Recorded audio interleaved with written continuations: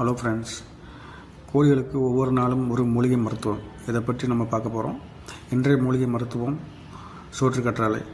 இந்த சோற்றுக்கற்றாழை கோழிகளுக்கு எவ்வாறு தரப்படுகிறது, என்னென்ன நோய்களை எதிர்த்து போராடுகிறது, இதை பற்றி நம்ம தெளிவாக பார்க்கலாம். வாங்க வீடியோக்குள்ளே போகலாம்.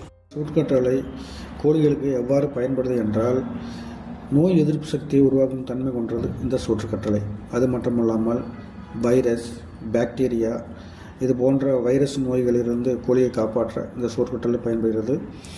அதுபோன்று என்டடிஸ் எனப்படும் குடல் புண்ணை ஆற்றும் தன்மை கொண்டது இந்த சோற்றுக்கற்றாழை. சோற்றுக்கற்றாழையின் சோற்றை எடுத்து நன்கு தண்ணீரில் 4 முறை கழுவி பின்பு மிக்சியில் அரைத்து பின்பு மோருடன் கலந்து வாரம் 2 முதல் 3 நாள் கொடுத்து வந்தால் இது போன்ற நோயிலிருந்து கோழியை காப்பாற்றலாம்.